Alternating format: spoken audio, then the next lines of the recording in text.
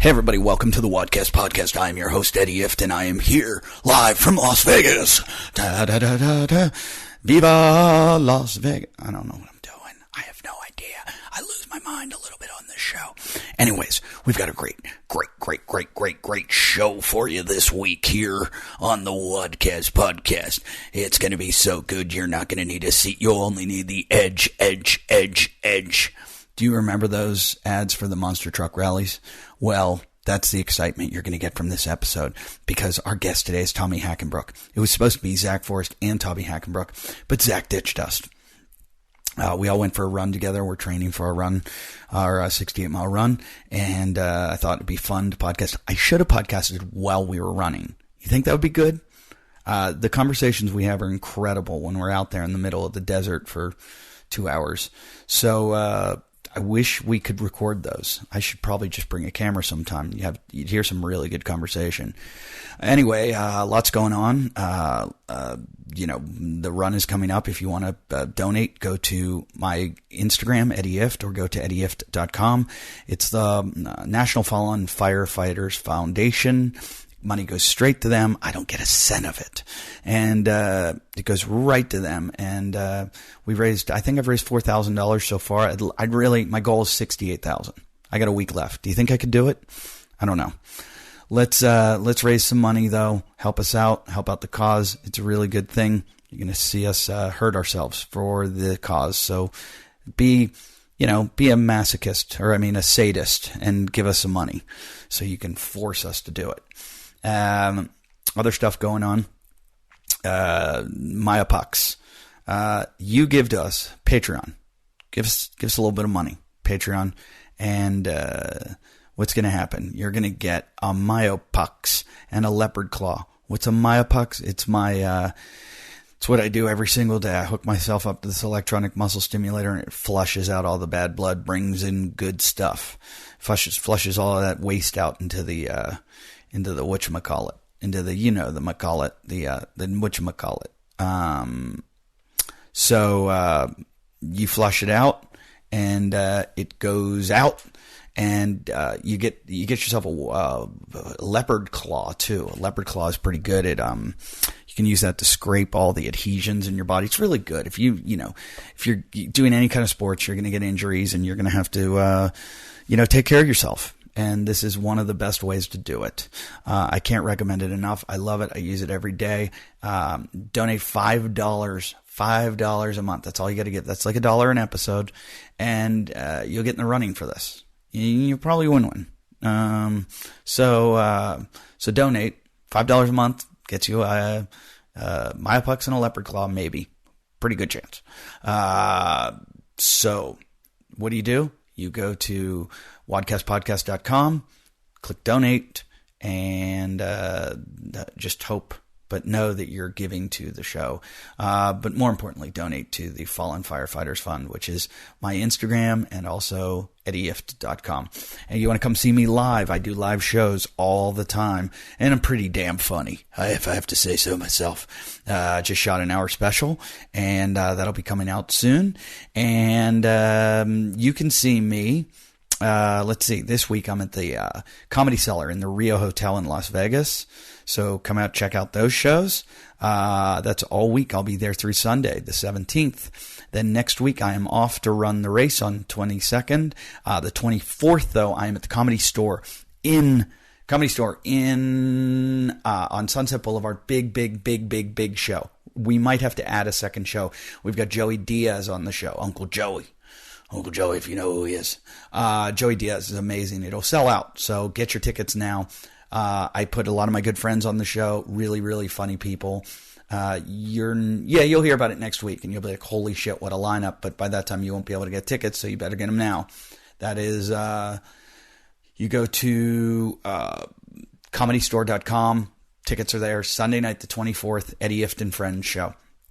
After that, I head off to Naples, Florida. I will be at Off the Hook Comedy Club in Naples, the 27th through the 1st.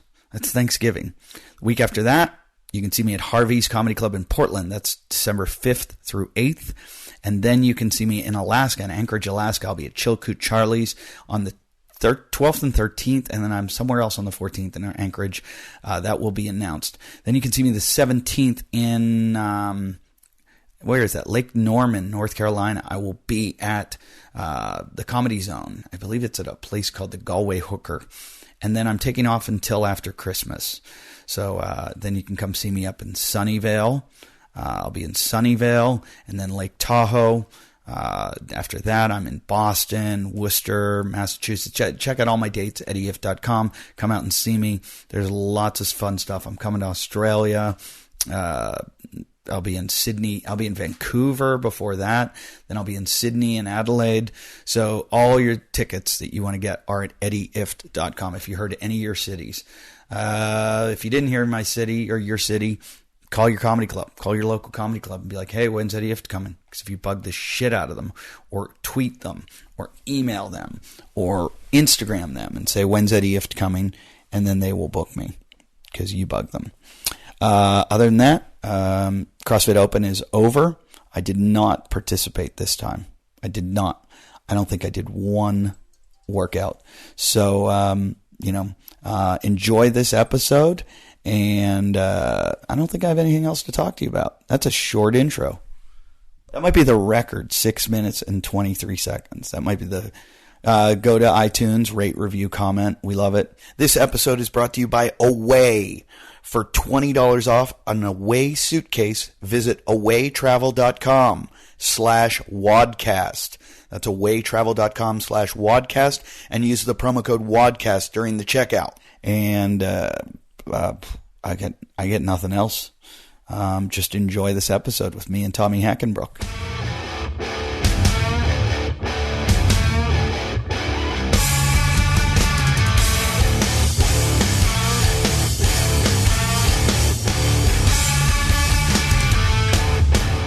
Welcome to the Wadcast podcast. We got a man down. We were supposed to do the show today with Tommy Hackenbruck and Zach Forrest. But Zach had to go meet with the place that's going to board his dogs. So he's not here. Zach is the toughest, strongest, faggiest man I know. He ordered gluten-free pancakes today because he said it makes his tummy hurt. He's been called Spider-Man, Peter Parker quite a few times, and he really embodies that. He does look a little bit more like the Tobey Maguire, kind of the more sissy Peter Parker. But Zach is also, he's got that freakish ability. He was a Navy SEAL. He's a CrossFit Games dude. He's a badass. But then he's also he will just geek out and nerd out on comic books and science. See, we went on a run today, Tommy and Zach and I, and training for the 68-mile run that we're doing in a week and a half. And Zach started to talk about video games. Did you hear that? I missed that part. When he was talking about shooting, and he was talking about shooting and video games, and what kind of the neuroscience and he was using a metaphor to liken the amount of skill it takes to get really good at video games to be like a top gamer. And I tried to pull us out of that conversation because I knew he was going to get into gaming, and I can't let that happen. You lost me. He's a freak though, and he's complaining that this is going to be too hard and he's not going to be able to do it. No, he's no one wants to be that weak link, and I think he is knows how unprepared he is, and I think he doesn't want to be the most or the least prepared and hold up the group. Though, there's no way he would hold it up. He's just too... It wouldn't happen. Plus, I'll be there. Someone's going to hold up the group at every point. I feel like we're going to take turns. We'll be taking turns. I do not expect to feel great for 6. I expect to feel great for maybe 5 to 6 miles out of the 68, and then feel like dog crap for the other 60. So I know at some point everyone's going to have their own issues, but I know Zach also has the mental toughness to keep up. I think 100%. You guys, both of you have the mental toughness and you have the strength. Plus, you've been running a lot. Hunter's got the running. Dusty Wunderlich has the mountaineering. Dustin Fierro, this is his thing. I'm the weak link. I'm the guy that does not fit here. No, but you're also the guy who's been talking about this and I'm promoting it and pumping it up, and so you've basically burned your boats. You have to do it. That's why I do these things. I figure if I talk about it a lot, there's no backing out. Yeah, and that's smart. That's why I'm raising money, too, because I feel like every person that's given money, if I quit, they'll be like, are you fucking kidding me? I donated $500, and he only did 20 miles? Yeah. So you should have a match it clause. Whatever you raise, if you quit, you have to match that money. That would be awful. I think more people Eddie would donate. Double down challenge. That's a great idea. I'm not doing it. Hey, if you want to donate, go to my Instagram. It's in the bio, or you go to eddyift.com. You can donate. All of us are doing this for our egos, but we're also doing it to raise money for the firefighters. It's called the National Fallen Firefighters Foundation, which is pretty awesome. They give firefighters that die in the line of duty, their families, sure, they get some insurance or this or that, but think about it. Their kids need to go to school someday. They have scholarships for their kids. They have health funds. They have all kinds of stuff they do. It's really, really great. And the one thing people don't realize is that firefighters have a low life expectancy, a lot of them, because, of what happens, like dying in the line of duty, and also, the amount of smoke those guys inhale in their lives. So they do that to save your lives. So, take care of them and donate. And also that puts pressure on me that I've got to keep going. A lot of people think the firefighters just like go barbecue and sleep on the job, and it's actually very, very true. But every once in a while, they do some crazy stuff, and they really do sacrifice a lot. Just like all other first responders, it's not something that everybody's cut out for. It's a different breed of person, and every firefighter I know is a very, very caring person, and it just takes a special type of individual, I think, to pursue those jobs and those challenges and put their life on the line for others. So yeah, I'm stoked to be helping with that. And what's going on with the fires in your neck of the woods? I'm out here, and it's not just here. Australia's on fire right now. Australia's like having the worst bushfires it's ever had. Isn't it wintertime over there? No, it's summer. Or the opposite, yeah. Yeah, so there's summer. Our October's always bad, because that's when the Santa Ana winds happen. The winds come off the desert, and there's like a high-pressure system or a low-pressure. I don't know the difference. But whatever happens, it creates all this dry air and pushes over California. And it gets like zero humidity, zero humidity, I think it is, where it's like completely dry. Mm-hmm. And the winds... That's like here in Vegas. It's super, super dry here. But we just ran. Like, there's literally nothing to burn. You would never see a wildfire here because there's nothing to burn. Yeah, so we have, in January, it rains like fucking crazy. So it'll rain, the whole place will turn green, all the stuff grows back, and then it burns again in October. And I've talked to a lot of guys about it. It's like supposed to be a natural evolution of like, it's supposed to burn. Lightning happens or whatever causes it, and you're supposed to burn all that growth. But the problem is we've decided to live amongst it. Yeah. And so then we decide to put out these fires, and we hire the firefighters to do it, and these guys get up there and do it. The other thing people don't realize, all firefighters are paramedics, and they all, like, when you call someone to come, and you've got a medical emergency, they're usually the first ones there. So, even if you live in an area like Vegas, you're like, I don't need fire. We're not going to burn. Yeah, well, you're going to have a heart attack someday, and guess who's going to be there as a firefighter? So donate. Absolutely. So these fires in California, this is like something that's been going on forever, for a long time. Is it really being mismanaged, the wildlands, or is it just a matter of there's more homes up there now, so there's more of a threat? I would say there is a mismanagement. Have they tried too much to not allow any fires, and then you basically, like, is that why it's been so bad the last couple of years, is that they've let the growth get bigger and bigger and bigger? So some places there are controlled burns, and they won't let us do it. And if they did controlled burns, it would be better, because if there's no wind, the firefighters can put out a fire like that. Yeah, they can go do a burn and take out an area and do it in a safe manner. Yeah, and then they don't have that growth. I mean, when the Malibu fires hit, it's hard to explain to people that don't know, but it was over on the other side of the 101. The 101's a 10-lane highway. And it just jumped that in a matter of seconds. Like, because those embers can fly like a mile or two. Yeah. And when you've got 65 to 85 mile an hour winds, and then you have nothing in its way. So the Malibu Mountains, where we're hiking, the run we're doing, goes through the entire place that was burnt. You'll see it too. You'll be like, oh my God, every tree is burnt. Yeah, and that was a year ago. Yeah. And but it's grown all back. So it could catch again.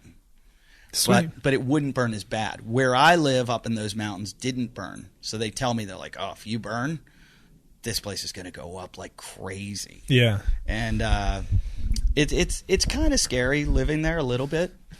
But after a few days of it, you're like, this is nothing. Like, I'm used to it. And my wife still gets a little uptight.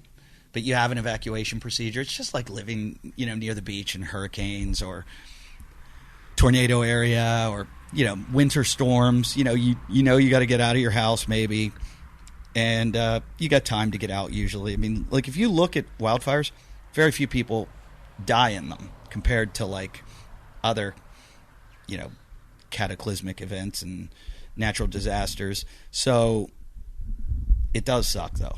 It would suck to lose your home. Can you imagine all your shit? Oh no, man. I mean, my wife's that's why I don't live there. my wife's a hoarder, so I'd kind of like it. I'd be like, oh, I don't have to clean this shit up. Wait, you keep two homes? It's called nesting, Eddie. Do you keep two homes? You keep one in Utah and one here? No, we did that for about a year. We moved down here for work, and we kept the one in Utah as much as investments had been going up, for a while. Real estate was pretty good, right. So we're just like, let's keep it a while longer and, just let it keep appreciating. And but it was way too much stress, and I just, quite frankly, we're just not rich enough to sit on two homes. Yeah. Why didn't you Airbnb it? It's a different class. You should have Airbnb'd it. Yeah, that probably wouldn't have been a bad idea. Selling it was a great option. Yeah. I had a couple gyms up in Utah, and I was working. My wife and I were working down here full time, and so just that in of itself, with two young kids at home, it was pain in the ass. Yeah, it was one of those decisions where it's like, I need to get like three things off my plate. There's no way I'm going to take on one more thing. You have a pretty busy life because you have the kids up there in Utah. Yeah. Kids down here.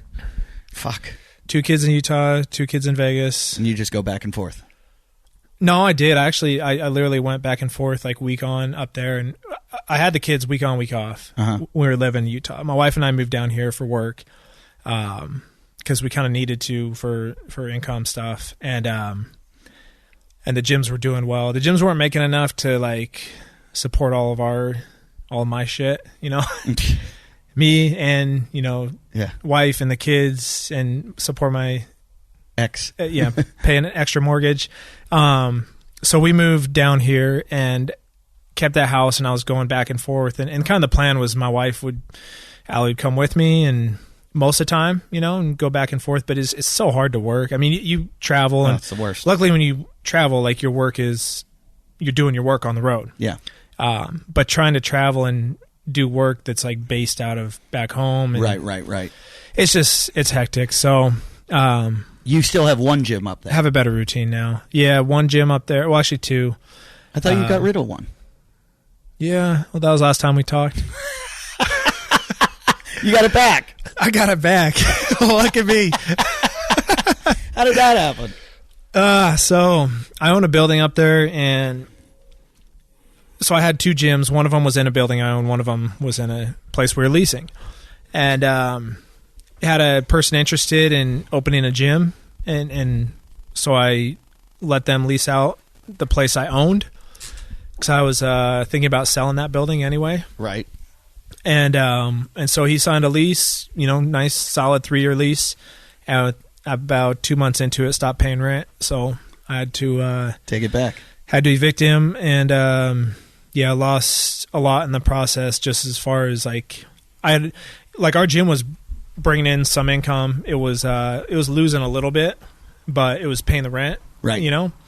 And after completely shutting it down, 9 months later, now we're trying to reopen and restart it. And it's not like anybody came back from before. So they didn't come back?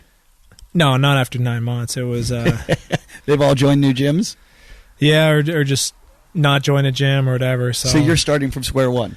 Yeah, starting that one back from square one. But it's going all right. I mean, it's been a good opportunity for one of my coaches wants to manage it and take it over eventually. Yeah. So we're just trying to build it up and grow the clientele over there in Salt Lake City.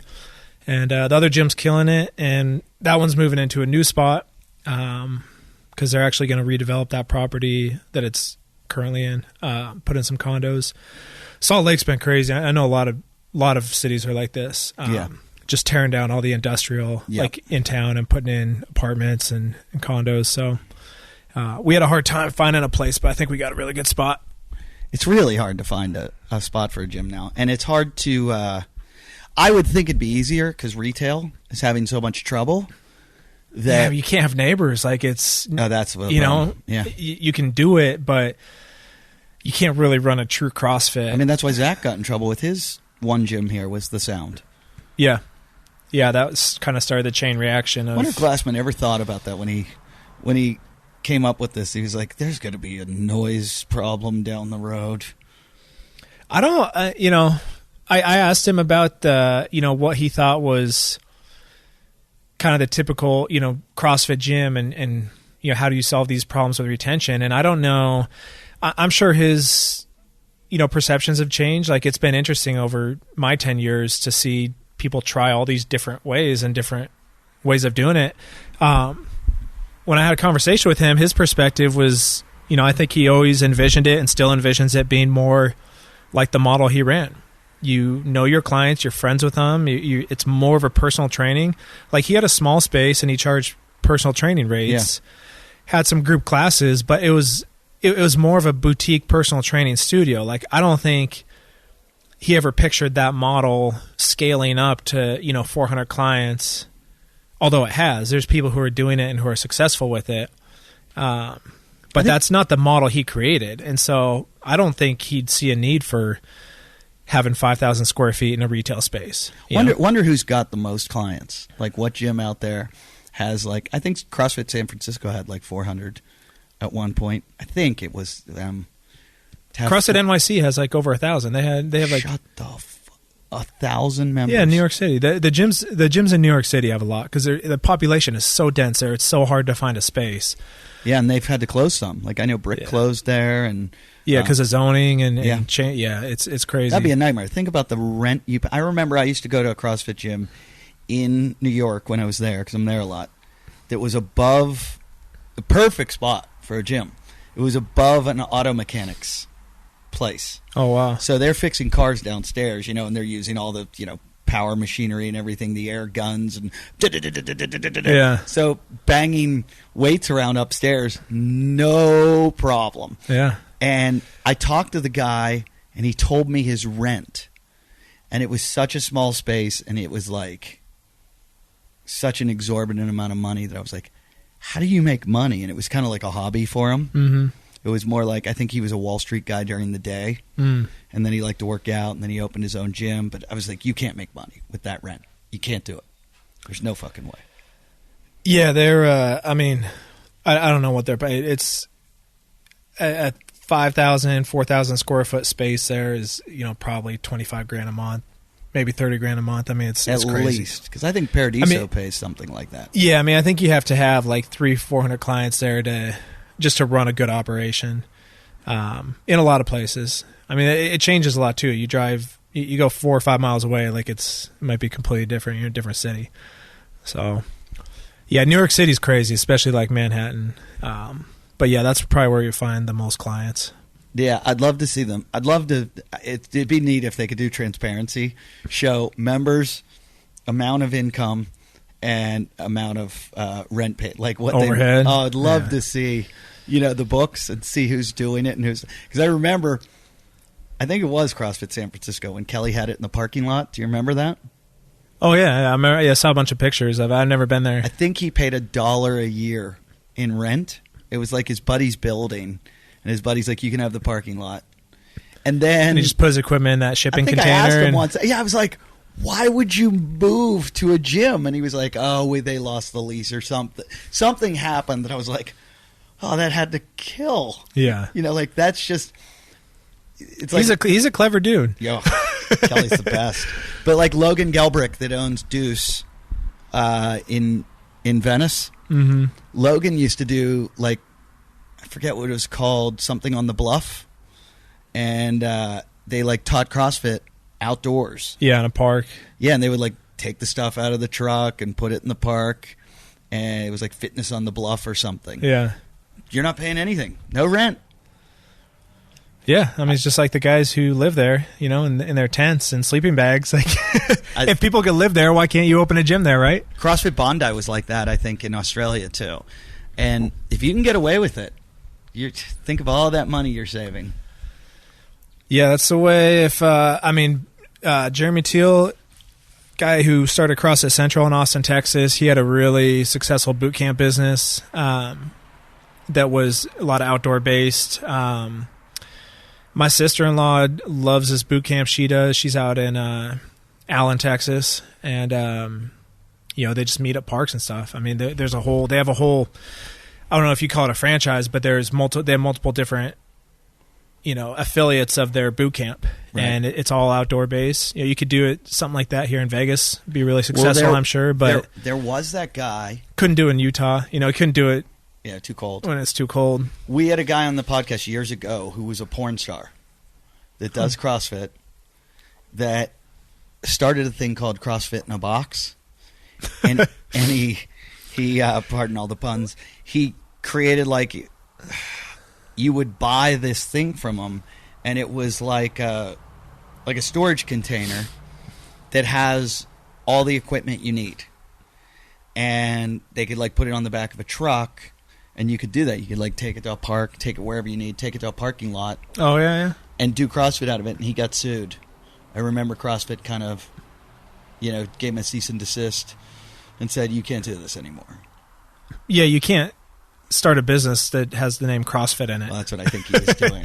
Yeah. But the concept was he should have called it Box in a Box. I know. But what a great idea, though. You just pull up. Yeah. Well, Reebok did that with just with promotion stuff. I mean, they had some shipping containers that had basically a CrossFit gym worth of equipment inside of it, and they'd go into they do some little pop-ups and host workouts and stuff. Reebok just messaged me. They wanted to send me some Navy SEAL shoes. They have like they're the Navy SEAL Foundation. Oh, nice. Yeah, they just did a big fundraiser for Veterans Day. The teamwork. That's nice. Teamwork workout. You're wearing Reeboks on this run. Yeah, I like their trail shoes. It was I think it was an evolution of their Spartan shoe when they had a partnership with Spartan Race. They had a Spartan shoe. Because I was like, I've never seen a Reebok shoe that would be good. Yeah, it's pretty minimal. Like everyone I've talked to says, you need to get the more cushion, especially for the hills and the downhills. But Hunter told me to get Hoka's. Yeah, he's like, same here. Get Hoka's. You're going to need to cushion your feet. He's like, they're going to, after 40 miles, you're going to be like crying. Yeah, I'm kind of on the fence. I've waited too long. Too late now. I mean, I could go out and get a pair and run a couple runs and just see what they feel like. But I've always worn more minimal shoes. So have I. But I prefer it, and so I'm just gonna maybe roll the dice. I always wore Innovates, and I switched because Hunter told me to these. I'm on these Nike Wild Horses, and when I first started going out in them, I felt like I was rolling my ankle every 10 feet because I've just never been on. It's like more cushion. It's like wearing high heel shoes. Yeah. And but it's helping. Like it just hurts after a while. What's the longest you've gone so far?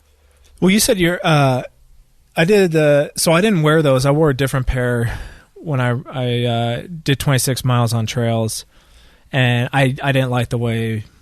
I mean, I felt like crap the whole time. Knees, feet. Yeah. So that's why I switched back to the more minimal shoes because I did that 26-mile run. I hated it. So I switched back to those shoes I was wearing today, and I felt great. I did, I did, 11 miles today. I think I did 9.5 2 days ago on that same trail. When you did running. When you did 26, how fast did you do it? I think I averaged about 13 minutes. I Jesus. felt like garbage. People need to understand. They don't get it, too. They don't get that, like, when I tell people, oh, they're like, that's so slow. And I'm like, you're in the mountains. It's a whole different story. Well, you saw a trail. I didn't have a whole lot of hills, like major hills, but I started early. I started at 5 a.m. with a headlamp because the whole goal of that run was to try to see how unprepared or how prepared I was. Like, can I do this with a headlamp on? And I brought a bunch of different types of goos and gels and made myself eat every hour just to tell, I got 4 opportunities to see how my stomach felt. And wore a Camelback the whole time, which I usually don't run with. So, yeah, I was like pissed off at how slow I was, though, because I was like, I can, a 10-minute mile pace is like practically a walk. Yeah. And by the end, I was like hurting, and I was pushing myself just to hold a 12-minute pace. Is that the first time you ever did a marathon? Yeah, distance? That was the longest I ever ran. The previous, that was like 19 miles. Did you ever have to do the marathon row in the CrossFit Games? No. So that's your longest like endurance event that you've done? Yeah, I'd say, for sure. I did a pretty long Spartan race to maybe 3.5 hours in Vermont. What's that, about 15 miles or something? Ended up being about 14. Yeah. But like you're going literally up and down a ski resort. Yeah. So that was fun, and I actually liked it. I'd go fast on the downhill. I'd just power walk the uphills. Felt great afterwards. I won't be pushing it this hard. Like with what we're doing, 20 hours is a different animal. Just where keep would moving. you rank this in, like, you've done, how many times were you in the games? Twice, and then as a team member, how many times? No, you've done the games more than twice. Yeah, team 3, individual 4. Individual 4, team 3. You've done Broken Skull. You've done Spartan. That was easy. I did Seal Fit twice. You did Seal Fit. That had to be the worst. That was the hardest by far. Yeah, 52 hours, not sleeping. Yeah.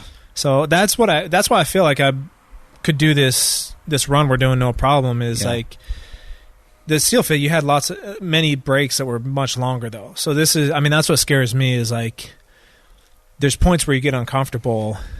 The reason we're not going to take any long breaks. No, I was going to take long breaks, and then Hunter said, you want to take as short a break as possible. He goes, because the longer you break, the longer you don't want to go back out there. Yeah, and you start to feel worse, too. Like, what you realize is you don't feel any better after an hour than you did after 10 minutes. Yeah. It's just long enough. If you do have blisters, like, that's going to suck. I'm not going to have blisters. I'm wearing Exoskins. They're the greatest socks in the entire world, and they don't buy ads on this show anymore. They bought one ad. They sent me all their product. I rarely endorse something that doesn't spend money on here, but they are fucking amazing. And Tommy's making fun of me for wearing them because they're toe socks, and I don't care. They're incredible. Yeah, we'll see. We'll see after 68 miles if they work. Then maybe get some more ad money coming in. I've gotten 0 blisters. I wear their compression shorts. When I got it came in the mail, and I'm not going to, sorry, Exoskins, I got it. My wife just started laughing. She's like, you got to put this on. I got to laugh at you. And it was like this tight compression shirt, this tight compression short. And like ultra runners just wear this. Right. Like I can't. I got to cover it, yeah. Thank you. I put it on. My wife goes, oh my God, please let me take a photo. Please let me put this on Instagram. I'm like, no. She's like, you're a comedian. It's funny. And I'm like, no, it's just way too embarrassing. But the stuff, I wear it every time I run, and it's incredible. Yeah, I have compression socks. I'm trying Exoskins. Please send us enough for the whole team. Please, if you've ever listened to this, because everybody should wear. You'll love it. I'll try them. I got some compression socks that go up just below the knees. Yeah. And I've had lots of calf issues, so I feel better when I have those on. And I don't know. I don't think I have any issues with blisters. I think I'll be all right. Zach was fully blistered. Yeah, he got blisters last week too. He just bought those shoes. He bought the shoes and went out to run right there. I think he's ran on trails twice in like the last 6 months, and they were today and a week ago. I have no worries about Zach though. Like anyone that made it through Navy SEAL training can do a 68-mile run. Although, if you I am listening to David Goggins' book. I started reading it, and I'm like, no, I got to listen to it. And I listened to it on my runs. He talked about like his ultras were harder than going through buds. And I'm like, come on. And he talked about this one ultra that he did because he didn't train for it at all. He did a 100-mile race without training. Mm-hmm. No training. And he ended up shitting. And it was on a track, I believe. He just ran circles around a track. For 24 hours. Yeah, it was get as many miles as you can in 24 hours. And he shit himself and pissed brown from rhabdo. And wasn't he almost done? It was like around 70 miles. He was just like his body was shutting down. Yeah, and then he ran and I think he was at like 30. 15 hours or something like that. Yeah. 17 hours maybe. Like he was well ahead of the pace, and then he had to like sit down for like a couple hours. And that's where he shit himself, I think. Yeah. And then his wife said, "You have to go. You're done." And he got up and ran a faster 30 miles than he had before. And he just a couple weeks ago, my buddies are all like Ironmen, and they like love him. They're obsessed with him. They're like, "Did you hear about David Goggins?" And I was like, "What?" So I Googled it.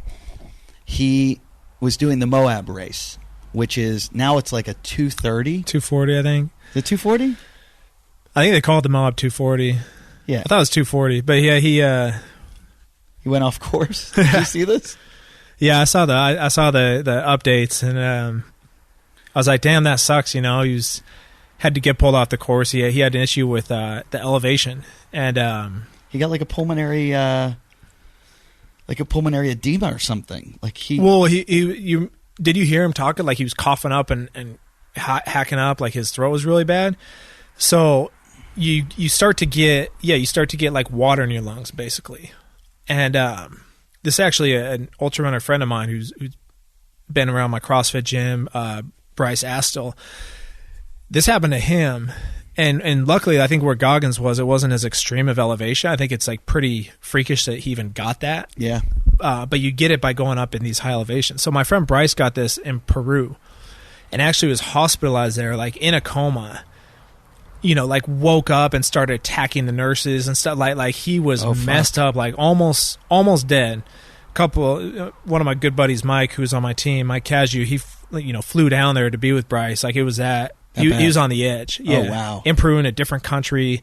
Like we were trying to raise money for him, and yeah. So basically, because of the elevation and doing the running, and or even hiking or whatever, those high elevations, sometimes they'll just like hit you, and then you get your lungs, they start to fill up with water, and essentially it's like super bad pneumonia. Yeah, it's pneumonia. Yeah. And so that's basically what happened to Goggins, essentially. But then they said just go back down to lower elevation and don't go back up to elevation.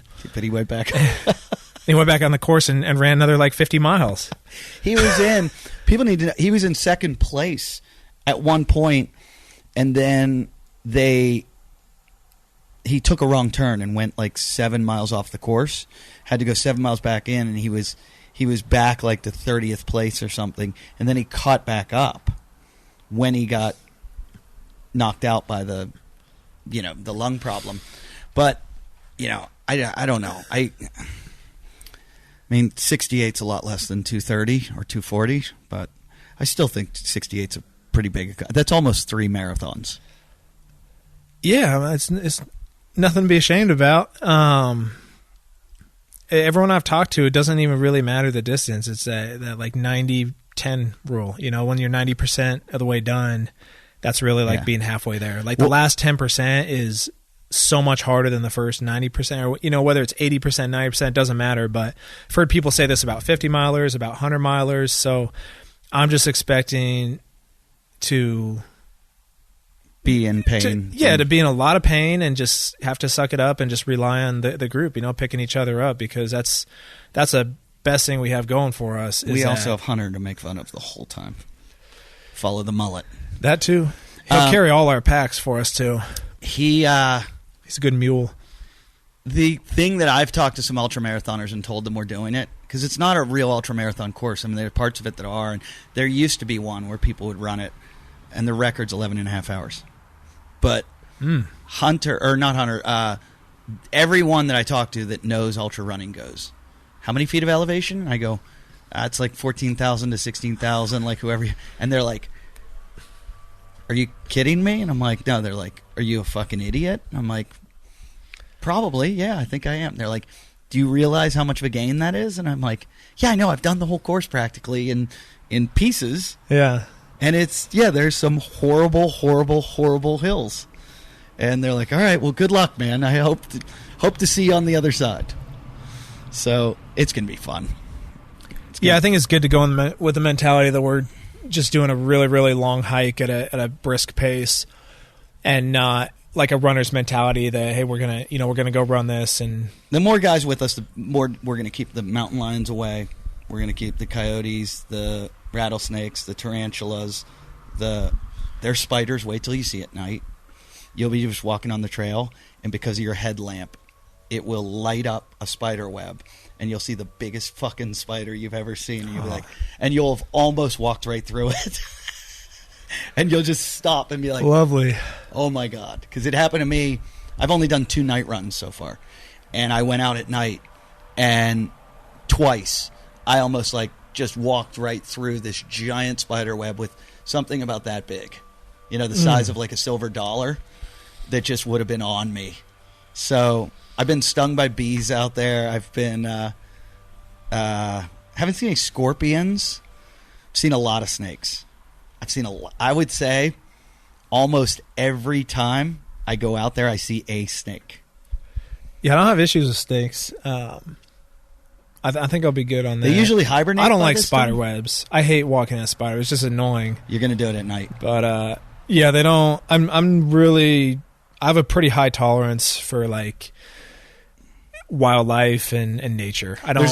There's no way a mountain lion would come. Somebody goes to me that knows. They go, you don't want to be the straggler. Don't be the straggler. I go, why? He goes, because the group of you out there, the mountain lions are going to be watching you, just curious, like, hey, there's some people out here. Let's see what's going on. And if you're the straggler, you're the one they're going to pick off. And I was like, oh, fuck. I'm going to carry my food with me. I'll carry my In-N-Out with me. And if the mountain lion comes up to me, he just wants a meal. Who doesn't love a good double-double? So I've read about mountain lion attacks. I've read so much about them lately because I obsess. I'm never afraid of sharks. No fear whatsoever of sharks, and I surf every day. I'm scared shitless. Could care less. I just don't feel like I know the statistics and everything. Mountain lion attacks are like less than shark attacks. Yeah. But when you read about them, they're horrendous. They're awful about how they like maul a person. Like mountain bikers, they'll just like tackle one off a bike. Yeah, they're cats, right? And it's coming from like you'll be running and there's like a cliff above you a little bit, and it's just going to take you like off the top rope. It's like a WWE, like it's pouncing down on you.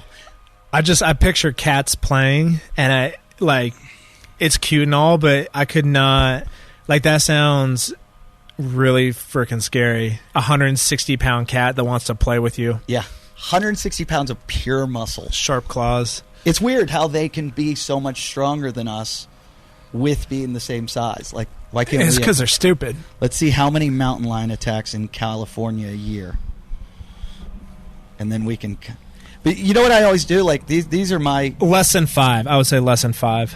Okay, I'm going to do Santa Monica Mountains. Fewer than 5 attacks a year in, 100 million people in the state of California? First thing that came up. In a stare down between hikers and a mountain lion, the big cat always wins. Oh, shit. I just figured they would never come around this many people. How many? It's opening. Okay. I bet it's fewer than 5. They say it's very, very, very infrequent. I would rather take my chances with a mountain lion than a shark. I'd rather fight a mountain lion than fight a shark. Yeah. Yeah, I feel like you can't win with a shark. I mean, people have. No, the stories aren't gruesome because bodies just disappear. Here's the thing with a shark. A shark bites you and you punch a shark, the shark's going away because it's like doesn't want to mess with you. You punch a mountain lion, that's like... How do you punch underwater?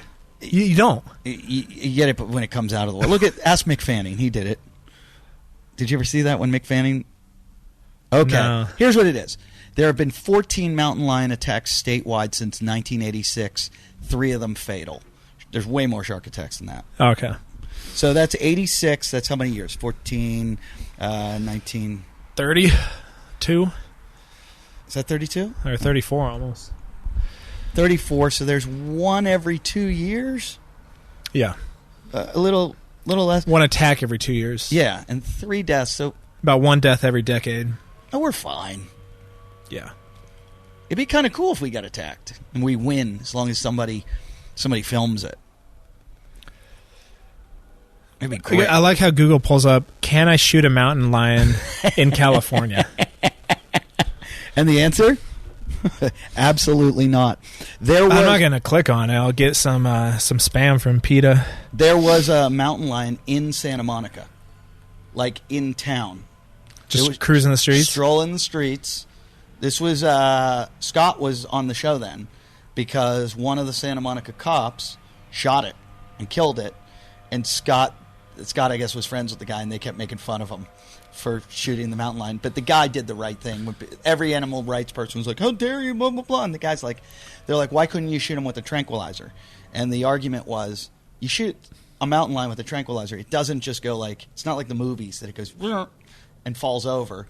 It takes a while. It's like giving it a shot, right? Yeah, it takes a while for it to take effect. You've now pissed it off. Yeah. Let's say it mauls someone there, then the cops get in trouble. So the cops did what they thought was best and put it down without someone getting killed.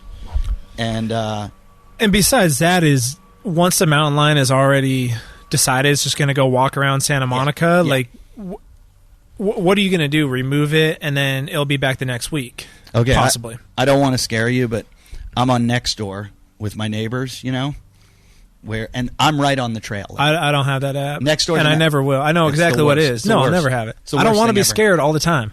That's what it basically will do. I don't want to know these things. So on my Nextdoor, everybody has been posting lately, like, look who's back, and it's a picture of a mountain lion.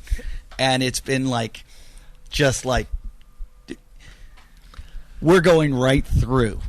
I mean, literally right through where it's been spotted the last couple of weeks. Every fucking See, I like night. where your head's at, because you're getting so worked up about mountain lions, and I'm just shitting myself because I know how bad running 68 miles is going to be.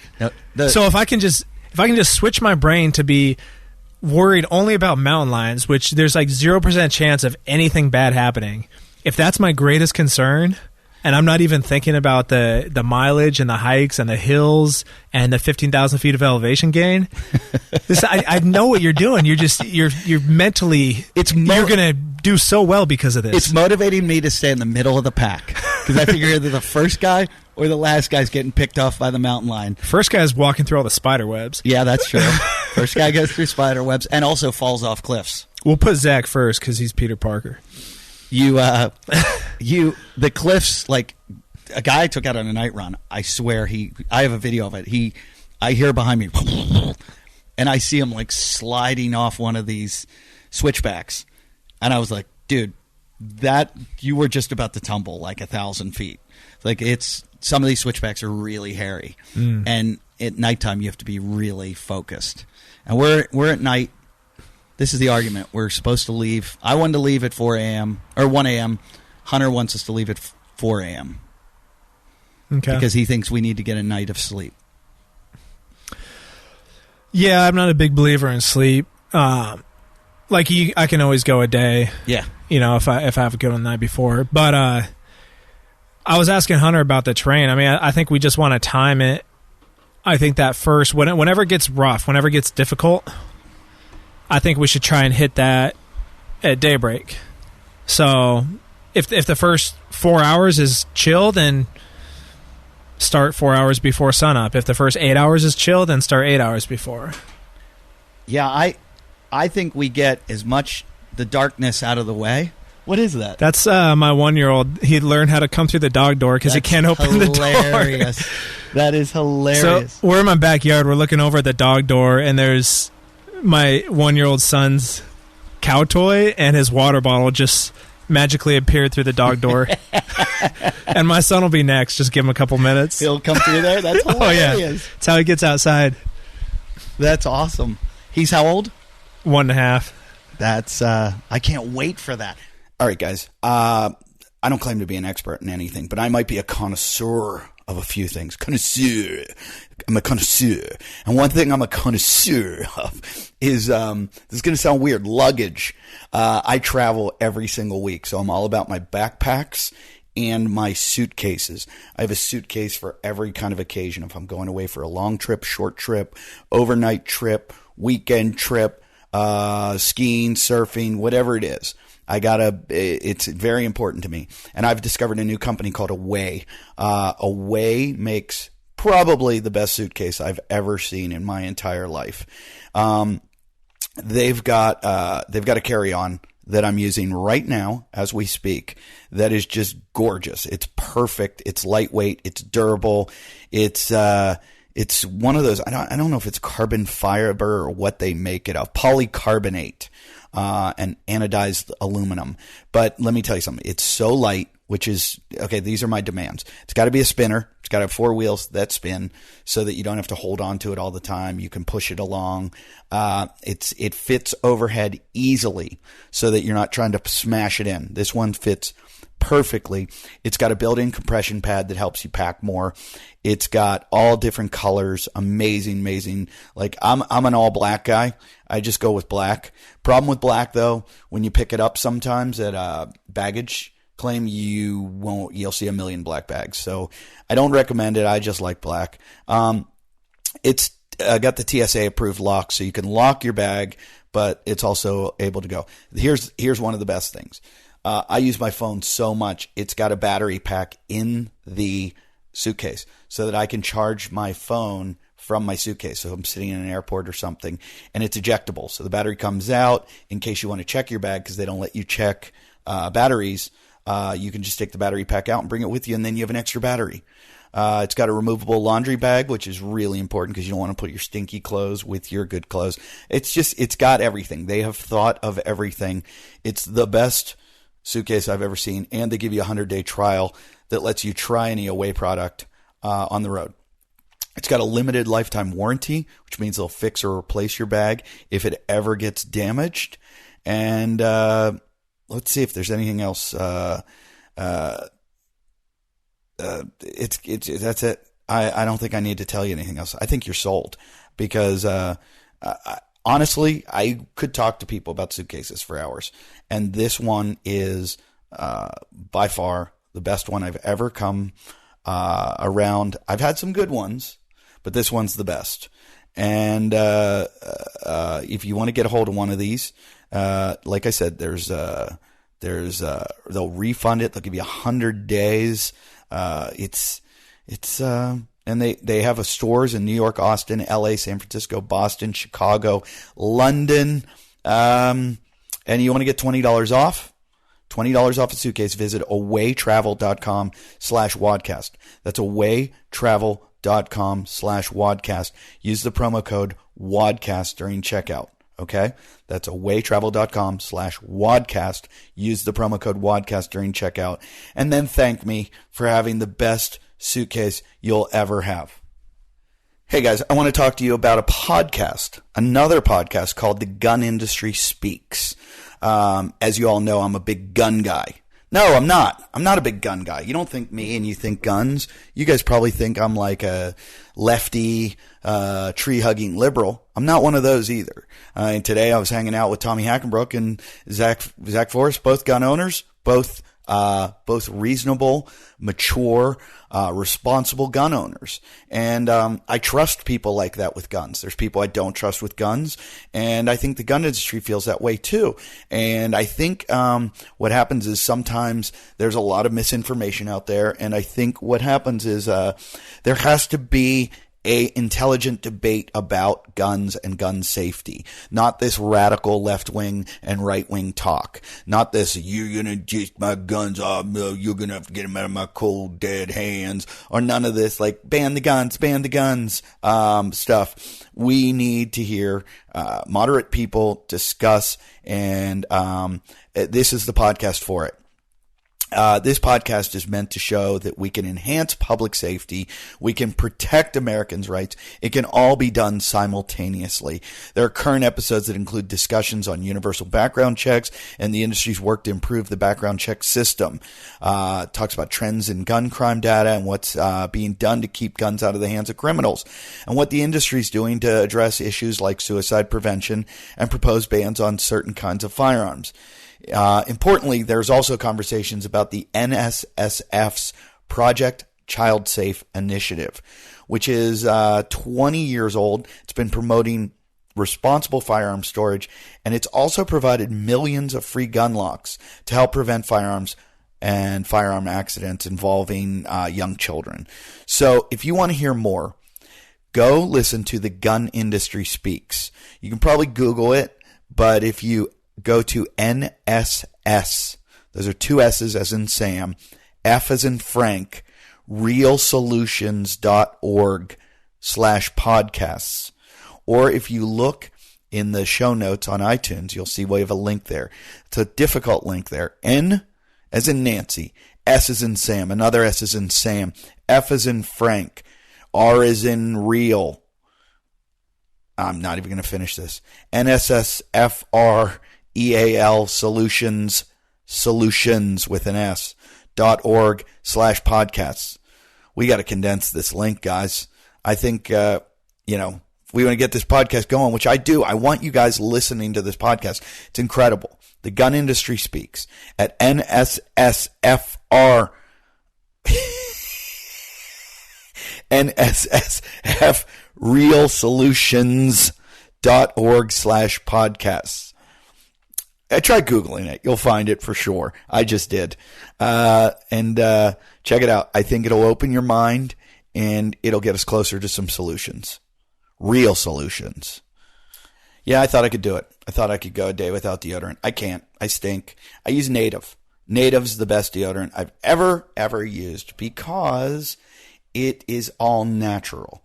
I don't want to put any of that creepy stuff on my skin. Native has a safe, simple, effective product that people use in their bathroom every day. They get trusted ingredients, trusted performance. Check out their 9,000 5-star reviews from their customers.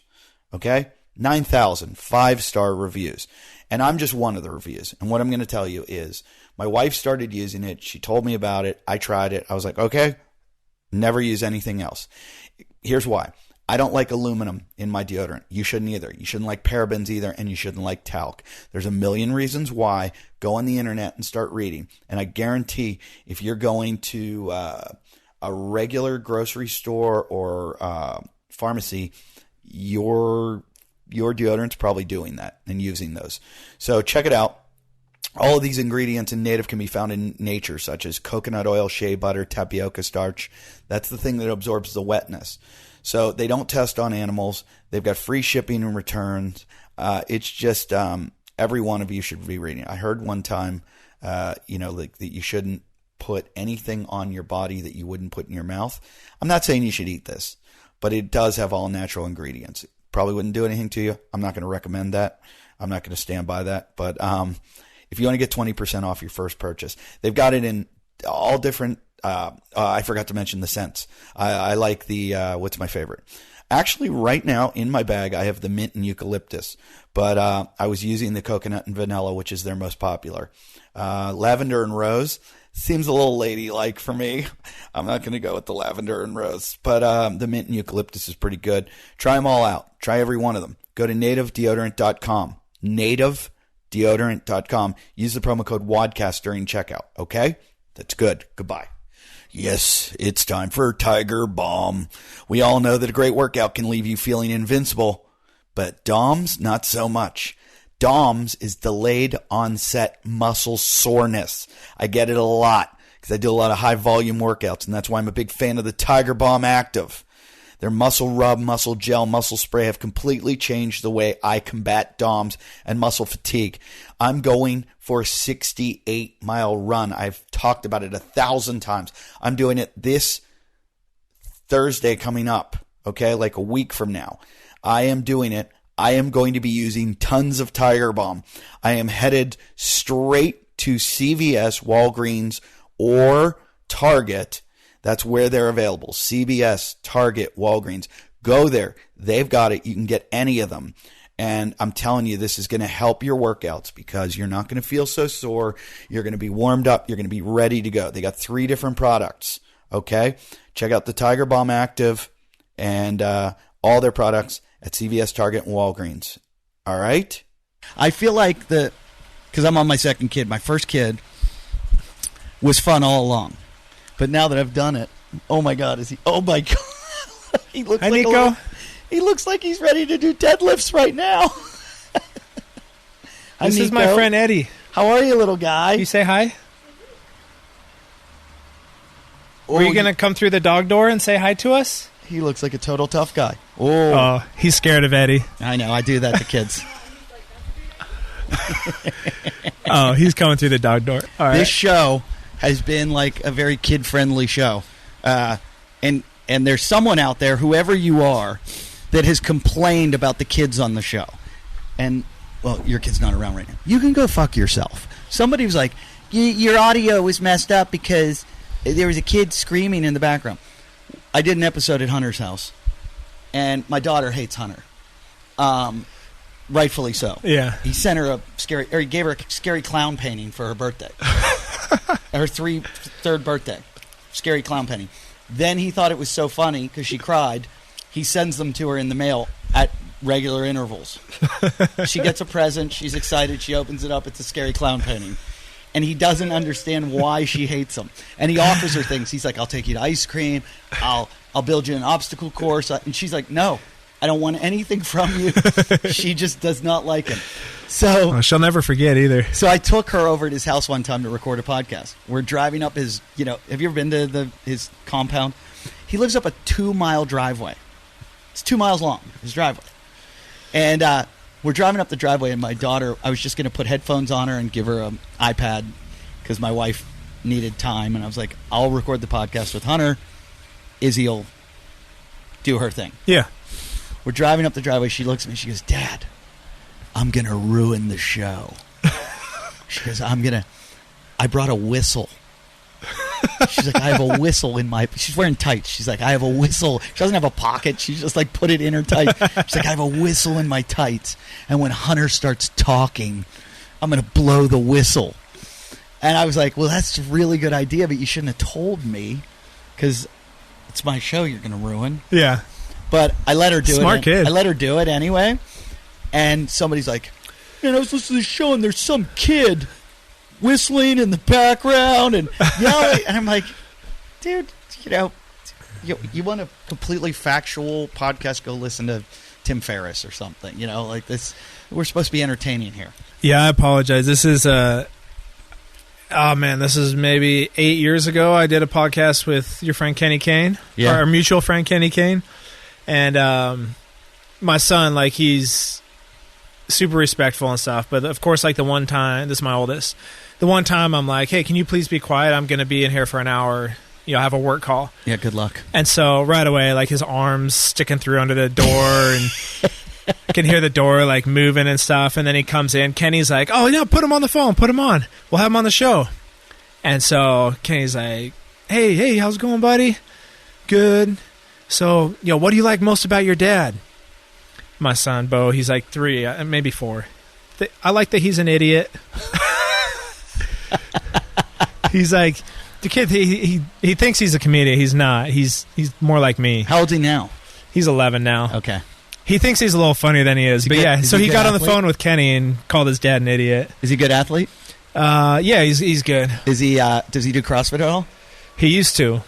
He's almost the same strength now at 11 as he was at like 6. When he was like 4, 5, and 6, he was at the gym all the time. He had a double body weight deadlift. He could clean and jerk over his body weight. As a little kid, like, he had good technique. He was interested in it. We'd work on it. He'd do little circuits in the gym. He'd do rope climbs and pull-ups and bear crawls. Like, he'd make up his own workouts. Yeah.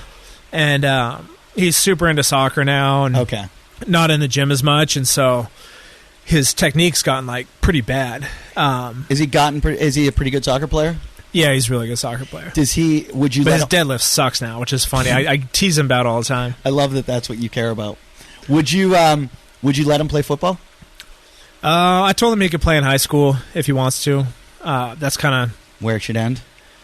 Yeah, I just wanted to. What little I know about the concussions and the head injury stuff, there's all kinds of contact sports and collision sports. It's not like boxing is safe, So if you limit the time frame, if you limit the amount of time that you're exposed to head trauma, and it's only for 4 years in high school or whatever, like that's a plus. I don't want to raise my son in bubble wrap and, or my sons, both of them. Like, I don't want to be raised in bubble wrap and be like, oh, you can't ever do this, can't ever do that. I feel like, no, our heads weren't meant to take those hits that repetitively. Like, we created these helmets and then made weapons. We wear them, and then we're basically putting our brain through way more trauma. It's the same with boxing gloves, Like, it's unnatural to have these soft gloves on your hands, and so you're able to take way more punches to the head. Sure. Well, that's what they've said about boxing and MMA. The argument used to be that MMA was it was less impactful or less damaging because the fights were quicker. Because you're getting punched with a bare fist, you're probably getting knocked out. And you're not taking tons and tons and tons of hits throughout the whole fight. But taking a shin to your temple, I mean, a bad knockout's never good for you. Now they're finding the MMA guys are getting it also. Yeah, but that whole, it used to be called punch drunk. Yeah, right, and it was the boxers who are really old, and they act as if they have Parkinson's or something, but it's probably just from getting hit in the head over and over. I have a great uncle who is a light heavyweight champ of the world. Who fought Joe Louis for the heavyweight title. His name is Billy Kahn. And Billy, when he was 73 years old, you can Google this, was in a 7-Eleven buying a newspaper. And he was, look, I don't know the guy that well. It's just like family, but, my mom knows him well. Yeah. Every time I saw him, he was like, yeah, you're Eddie, right? How old are you? And then 2 seconds later, you're Eddie. Are you Eddie? Yeah. How old are you? And I'd be like, oh, this dude's out of it. Yeah. But he, 73 years old, he's in 7-Eleven. A guy comes in and robs the place, and he turns around and knocks the guy out. 73, just bam, knocks the guy out. The guy gets up and runs out of the store, and they caught him. They arrested him. But I don't know. I think I'm worried that football might be seen, we peaked, might be the end of football, as it was, because, you were a great football player. Your son probably has your genetics, but you're not pushing him 100% to do it because, and so as there is that decline, it just we'll never see the game played like it was or is right now. No, it'll be different. I mean, there's still plenty of freakishly large human beings who are doing it. I mean, you look at college NFL teams now; it's crazy how many Polynesians, Hawaiians, Tongans, Samoans, it's crazy what percentage of the players on the teams. It is crazy. Are from such a small, globally, such a small population of people. I try to figure out how they get so big. What do they eat there that makes them like that? I have no idea. I mean, this is I'm not a scientist here, but maybe when you take a group of people and you underfeed them for hundreds and hundreds and hundreds of years, and then they get to these, and then you get them off these islands that are sparsely, littered with a few coconut trees, and then you give them all the food they want. They just turn into these gigantic human beings. I go to this place on the North Shore, and right around the corner from it is of Oahu is a high school, and it's in the middle of the country, there's nothing out there. It's just where people surf. Turns out their high school football team is phenomenal. Yeah, but was it Kahuku? No, it's Kahuku is the well-known school from Oahu. But they plucked them all out. All the high schools are recruiting them now. Oh yeah, saying, hey, you want to come play at our high school in New York or in California or whatever?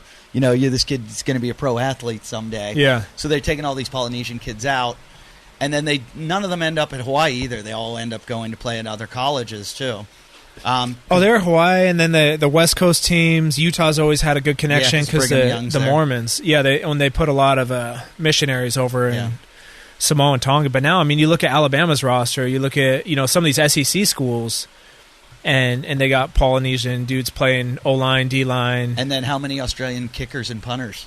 How funny is that? Oh, yeah. Punters. Yeah, well, yeah, Utah loves them. Everybody. We've had 2 or 3 like Ray Guy award winners because Coach Witt's been plucking them out of Australia. Yeah, everybody's doing it now. Yeah, I think Pitt, who I was just watching, Pitt has a Australian punter. There's a bunch of guys in the NFL now. There was one Australian player in the NFL that was playing, is it wide receiver? I forget what it was, and he came from like NRL or AFL or one of those, and people were like, this guy's never going to... I don't think he made it. I don't think he lasted long. He played for San Francisco. Yeah, there's some rugby guys who are just like great ridiculous. Athletes. They'd make some sick running backs. But there's also great athletes over here that played football their whole life, so it's hard to... Right, true. It's still hard to make that transition. But yeah, there's just very few people who are, 6'3", 6'4", 240 pounds and can run a 4.4 40. So yeah. if you're that person, then you got options. So where do you go after you've done this 68-mile run? What's next? Dude, I've still been chasing that 5-minute mile thing. Like, how close are you? Not as close right now. I was ran a 5:28 in July, I think. How bad did you feel at the end of that 5:28? Not bad. Like, I knew I wasn't on pace. Like, I wasn't trying to go for 5. So I ran pretty hard. I didn't like sell my soul at the end. I've had so many injuries in my hamstrings and calves, like torn muscles, that I will not push it on a run. Because I know when I'm feeling crappy and I'm running, like speed working, I'm sprinting or something, and I start trying to stretch, every single time that's when I get injured. So I'm probably overly cautious. When I run a sub 5-minute mile, I'm going to be on my pace every single lap. I'm going to feel good. Yeah, my legs are going to feel super heavy. I'm going to be breathing hard at the end. I know what that feels like. It's 1:15 quarters. Yeah, but I'm not going to change my stride or anything else. Like, I know better now. It doesn't, first of all, it doesn't speed me up. Secondly, I know I'm going to get hurt. So, yeah, I got close. I was closer last year, and I hurt my calf. I took a bunch of time off, and then I was getting after it this summer and just didn't quite get there. So after we do this thing, I'm going to try and work back up to it. My next, I like to put a date on things such as goals, but what I've realized with this is that I need to give myself some leeway because like you can't force it. I've like injured my calves and I don't want to. Right. I don't want to try and make a too big of a jump if I'm not ready. But I'm doing the. How do you injure your calves? Just torn calves? I think I have a jacked up Achilles on my right leg. Oh. Like there's a big lump in it. You probably see it. I'm not wearing socks. Like feel right there. I do see it. And you got to watch this video I just watched of Kelly Starrett. There was a second that I was going, he's just making this shit up. Like he was saying, take the double-ended, it sound like dildo, the double lacrosse ball. Uh-huh. He was putting it on the Achilles and then like hitting the end of it like a yeah. Oh. And smashing it to he's talking about like having your skin loose there. Yeah. And your skin's got to be all loose around your ankle. And because any kind of adhesions, anything there is going to make it sticky and not make it flow right. And I saw him doing it. I'm like, all right, Kelly, you're making this shit up now. Like he would like basically like punch it down to break that up on your Achilles. Yeah. I've had a lot of tissue work, some ART. It definitely helps. It feels better for the next couple of weeks after. They've put like a bunch of needles in it, acupuncture. That's helped a little bit. Good. Yeah, it's just it's thickened up so much. It's not like it's just going to go back to normal. There's been a few times doing rebounding box jumps to a 30-inch box in CrossFit that I remember one specifically where I felt like a burning through, and I didn't rupture it. I would have known. You might have. I think a rupture is like it coils up. Yeah. But I think I partially tore it. Yeah, that's what I mean. I think you probably did tear it. Yeah, I've torn my patellar tendons. I've torn my hamstring tendons. Like one of my problems is I don't think I have any limits whatsoever. Yeah. And so mentally, I'm very strong, but physically, like I feel like I've always had strong muscles, but tight muscles. You're pretty strong though. Pretty strong, but I've pushed my body too hard enough times, and then with the Achilles, like that happened around age 30. When I was 27, 28, like in college in my early 20s, I didn't have an issue with the box jumps and rebounding. But as you get older... but not just older. Here's my theory on that. When you did competitive sports as a kid, remember how much we stretch. Remember how, like, the beginning of practice, you guys sat there, like, whatever team you're on, and you stretch, and you go through your full gamut of stretching, and you always did that. And then... Yeah, as an adult, you don't... You never stretch. No. And I... Ain't got time, man. You got kids at home. I know. You know what I do sometimes? I'll be like, I'm going to do bench. I'll take the Theragun and shoot my chest to just get the blood in there. So we're just lazy. Yeah, it's like, I don't have time, but that's... Like, I'm talking to every CrossFit owner right now. Your warm-up should be the most important part of your workout. Yeah. Like, you should be, and I've gone to so many CrossFit gyms, and I'm not pointing the finger or saying names, that you just set a couple things and let people do stuff on their own, and that's bullshit. You have to run people through a hardcore, because nobody wants to stretch on their own. No. But if you force them to go through it, they'll do it, and it's the best thing you can do to keep a healthy gym and keep people coming back. Yeah, I need it. And with the Achilles, I mean, that was like, that's just... How many years ago was that? I think I was around 31, maybe-ish, maybe 33 when I felt that the time I remember. But that's coming down off a 30-inch box. I weigh over 200 pounds, and I'm not gathering on the ground. I'm literally just rebounding back up to the top of the box. And you do that 30 times. Would you ever do box jumps like that again? No, and I stopped doing rebounding box jumps even when some people were still doing them. Like there was one year specifically, probably I was probably about 30. It was probably 2013 in the Open. There was box jumps. It might have been the last time there's box jumps in the Open. Maybe it was 2012. I don't know. But I remember that was the only time of the year. The only one time of the year did I do rebounding box jumps. It was for that Open workout. I made sure my body felt good, but I had already mentally decided not to do them prior to that because I had seen a couple people have Achilles injuries. Yeah. And so I'd already quit them. I basically just told myself only in a competition, only if I need it for a score, will I do it. But I'm not going to do it like regularly. I'm not going to make that a thing I do. Right. So I had already stopped doing rebounding. Like I was never competitive, so as soon as I saw people were blowing out their Achilles, I was like, I'm done. Yeah, that's good enough reason to slow that down. Yeah, it's one of those things. I don't think it's it's so high risk. It's like sprinting. Yeah. I don't have people in my CrossFit gym sprint 100 meters. Like, good God, a bunch of people get injured.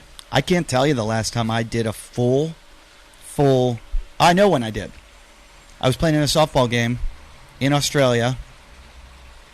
Years ago at one of the festivals, we had the Americans against the rest of the world in softball. Or maybe it was the Australians against the rest of the world. But there were a lot of Americans. We ended up losing. I was so angry. I've never been so fucking angry. I hate to lose. You a good softball player? No, but I was like better than everyone there because there's a bunch of comedian nerds. Okay. But I'm not good. But I was better than them. And there was one kid on my team, a Canadian, who played college baseball. So they had him in left field or something, and I had Rich Hall, who did Sniglets, who was on Saturday Night Live, was the team captain. He's an American guy. Yeah. I love Rich to death, but I had to walk up to Rich, and I was like, Rich, I'm taking over. I cannot lose, and you're mismanaging this team right now. I was like, this is killing me that these fucking Australians are beating us. And I was like, we've got Jason John Whitehead right there who play. I'm like, everybody's getting thrown out at first, but our first baseman's dropping. Mm-hmm. So I move him to first base. I'm like, you're at first base right now. I go, I'm gonna play shortstop. We're closing this down. I hit a guy in the back with the softball, threw it to the plate as hard as I could and hit him right in between the solar plexus. Jeez. And people were like, you got to calm down. I was like, no, I cannot fucking lose. Oh, man, you were that guy. So I was just so mad that America was losing. I've never been so patriotic in my life. Yeah. So at the end of the game, we're all sitting around, and my buddy Mickey D, who was supposed to come on this race, who's an ultra runner, he's sitting in one of those plastic, like the little kids' chairs you have over there? Yeah. He's sitting in one of those, and you know how those always the leg can go out so Yeah. easy? I just walk up behind him and just kick out one of the legs because he was giving me shit from the Australian team. So I just kick out his leg and he falls over, and he bounces up and comes at me full speed. And so he's an ultra runner. He's a very good runner, but he's not fast. And I was like, oh, wait till you see how fast I am. So I thought, I'm just going to light him up and show him how fast. It was like, I felt like a little Japanese kid in his fucking car with the fin on the back. I was like, at the red light, like, wait till you see this shit. Like I was like, and I full sprinted, and I got maybe 10 steps away from him, and it went pop, pop. Both hamstrings just went pop, pop. And I fell on the ground like I got shot by someone like a shotgun in the back. And I was like, oh, and he just starts laughing. And I'm like, oh. And anyone that's ever popped a hamstring, it's yeah, I've done that. It's brutal. It's not fun at all. No. So and they're never the same. Like you're that much more likely to do it again. Yeah. If it happens. So I don't think I've ever sprinted since.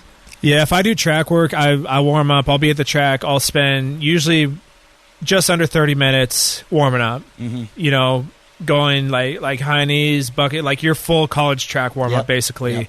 Yep. Skips with the knees and the toes pointed up, and skips where you kind of kick out and drag the ground. But I'll do a full on sprint workup, and then I'll run some hundreds, like kind of building up my speed. And the fastest I'll run is like about a 13.5 second 100 meter. Yeah, which is not fast. That's about the fastest I'll run. But that's about as fast as I could. I mean, if I really tried to open up, first of all, I'd probably pull something. Yeah. But I could maybe get in the 12s. Maybe. I'm probably around the same. Every once in a while I'll be at a gym and they'll do hey, we're going to do hundreds or something, and then I feel my ego. It's the only time my ego, because I'm like, oh, this is the only thing I'm good at. Yeah. And so I've got to beat everybody. And then I'm like, I'm an old man. What am I doing? It's not a good thing to have an ego about. What am I doing? And I have to stop and go, stop. You're going to really hurt yourself. Yeah. I wish I'd kept up with it, because I thought it was one of the things that you can't do forever. But I look at all the guys, some of the guys I used to run with are phenomenal still. They're running high 10s in the 100, and I watched a guy break the world record. It was over 50, I think. Yeah, he ran a 4:19 mile, I believe. Fuck. The old record was 4:26. Yeah, he's a guy my wife's dad knows. My wife's dad, he ran in Utah. Okay. He's about maybe 10, 12 years younger. So I think my wife's dad coached him or knew of him. And he ran a 4:19 mile. Jeez. At over 50 years old. Insane. It's crazy. I'd love to see what Kenny Kane could still do. Kenny ran a 4:05 mile when he ran for, I think he was UC Davis. Mm-hmm. And Kenny's in pretty good shape. Kenny doesn't let anyone know how good a shape he's in. But I'll bet you Kenny could run sub 5 for sure. For sure. I'm going to make him do it. He came out when I failed miserably, but I tried this 500-pound back squat 5-minute mile thing. Didn't Hunter do it? Yeah, I tried this last year, and I was like, it was when my calves were starting to get really messed up, but my training was at that point where I was running at pace. I felt, based on my training, I was there, but literally the 2 weeks before that, the calves had started to really hurt. So anyway, I went to LA to do it. I'm going to go down in elevation and go nice sea air. And so Kenny and Dusty Highland met me there because they're my good buddies. Where'd you do it? I did the back squat at Dusty's gym at Dogtown in Culver City, and then there's this Santa Monica College, I think. It's a nice track. Yeah, it was a really nice track. So I got warm, and I asked Hunter to come down, and that's another story. But asked him to come down and help pace me. What did he do? Just I knew what the pace was. I'd been training so hard, and he's trying to go off his watch. And so it was just stupid to have him pace me, because like I knew I need to be at pace halfway through, and so we run the first lap, and we're like 5 seconds slow. So like I'm already pretty much effed. Like I should have ran my first lap at like 113, 114. We ran it like 119. And so then, and I wasn't feeling good either when I was warming up. And so we get done with the second one. I was still about 4 seconds off pace and not feeling good. And so I just shut it down. I was like, there's no way it's happening today. So, well, I gave up, but Hunter's known to, that's why I'm worried about him in this run of messing everybody up. He could have still run a 5-minute mile because he could be behind pace and then make up for it. But like, I'm like, dude, you don't understand. Like, I have to be exactly on pace if I want to have a shot at this. That's why he's like, oh, we're going to be able to go much faster. I go, no, you're going on my pace. We're not going on your pace, because everybody will die halfway through the race because you took them out too fast. I go, we're not going on your pace, Hunter. And he's like, blah, blah, blah, blah. I know what I'm doing. Those GPS watches don't work around a track. Like if I'm trying to pace out a lap around a track, I need to know, like, I need to have a stopwatch and see what I'm at the 100, at the 200, at the 300. Sure. He's just looking down. His watch says 5-minute pace. So, but that's like, it's jumping around all over the place, Did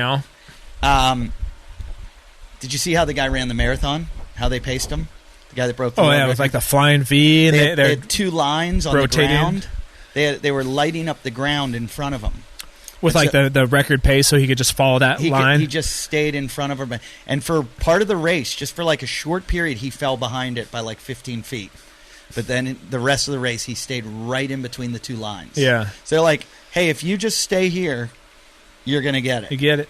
But Hunter came down. We did Memorial Day. We did Murph at CrossFit Malibu. And Mike asked a whole bunch of people to come down early and do it. And there were all these like all-stars down there, and me, and like freaks, like a bunch of games athletes and Delta Force guys and pro football players. And so I go, Hunter, you should come down and do this. Hunter goes, I'm training for the games, I can't. And I go, just come, it's Murph, you can do it, no problem. And he goes, yeah.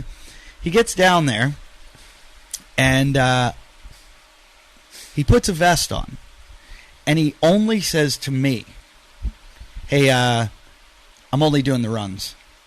He's like, I'm going to do the run, and then I'm going to do some rowing, and then I'll run again. I don't want to.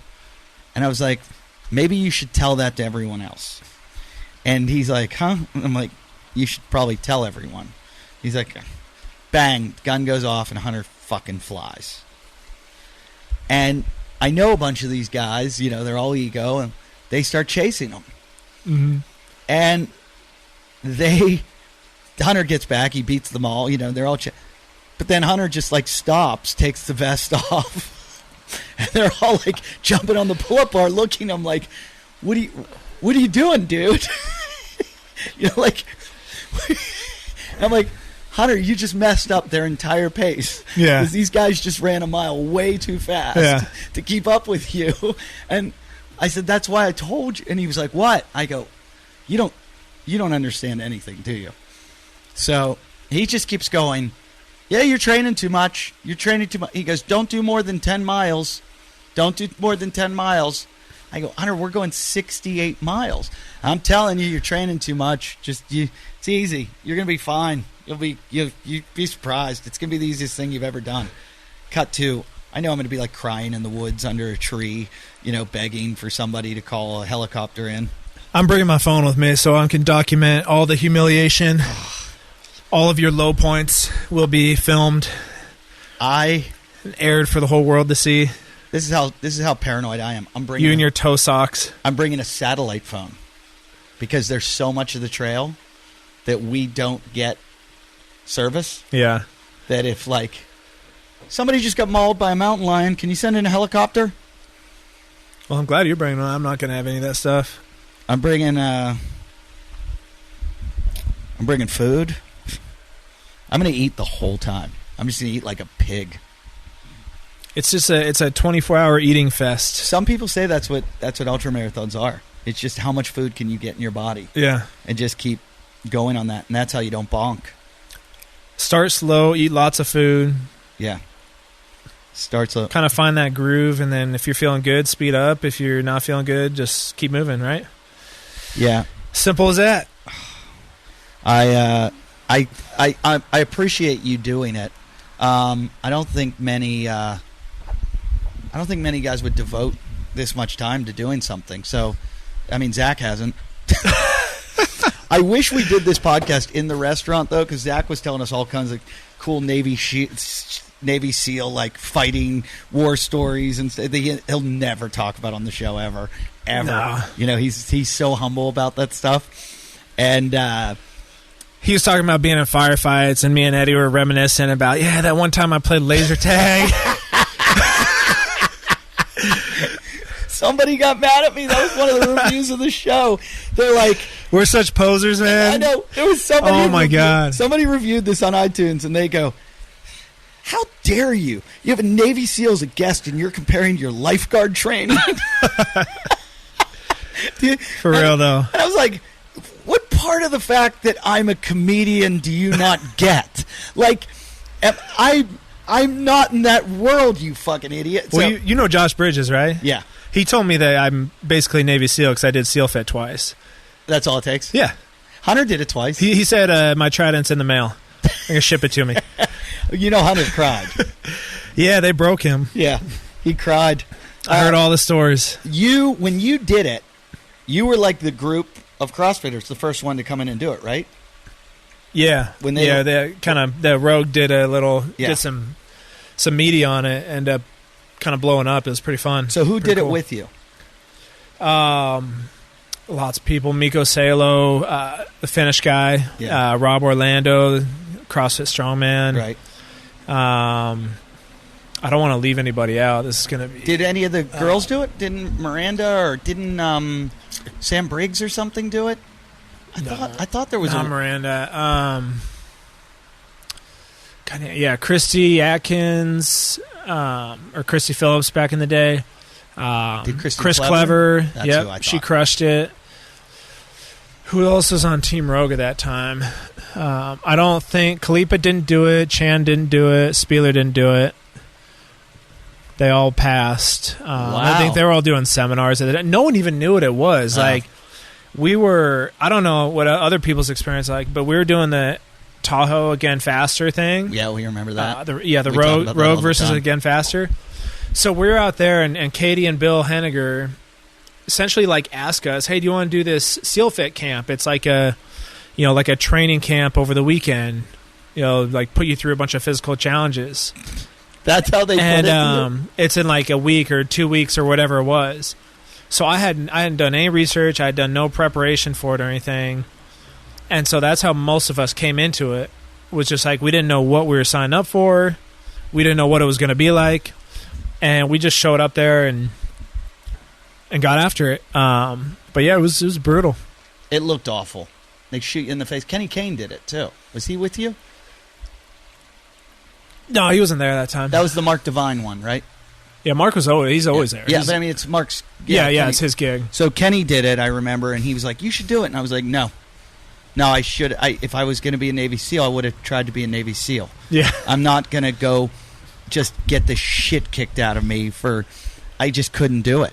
And it's like what we're doing though. It's a crucible event. It's something you can like put on your calendar to keep you engaged, keep you training hard. I think everybody should do, not necessarily a SEAL Fit, but like everybody should have something on their calendar that's looming, that's got that deadline. Sure, I love. And you have your big wave thing coming up, so I mean that's some serious shit. That is. I do things like I'll put two things together, so when I'm getting a lot of anxiety about the one, I'm like, well, I don't have to worry about this. I'm going to go die in a big wave. Yeah, and then I'm like, oh, I'm never going to get to the big wave because I'm going to die in this. The mountain lion. Yeah, but I might show up in a mountain lion costume. No, don't do that.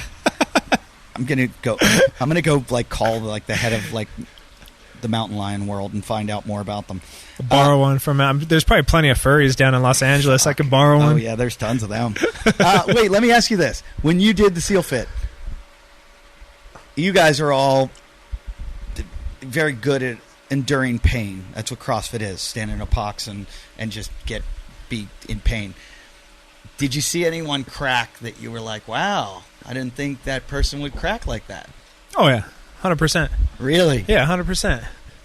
You see, every time you see people quit within the first 30 minutes. The first time we showed up there's this dude, he literally wanted to quit, and it was his second time back. He had gone out there once and quit within like a half hour. Like, I don't think he prepared for it. He was kind of out of shape. But he wasn't a CrossFitter. No, wasn't a CrossFitter. I don't know how he heard about it, but you can come back. Right. You just have to pay like another deposit, but like so they invite you back. He comes back and literally was like about to walk off within the first 5 minutes. And like the whole team, everyone was like trying to encourage him, keep him going. Oh, Greg Amundsen was there too. He was in your crew? Yeah, he was doing it that time too. That was awesome. That changed his life in a big way. I mean, it changed all of ours. But yeah, that was one of the, if you talk to Greg Amundsen about, that was one of the pivotal things. When you say change your life, how?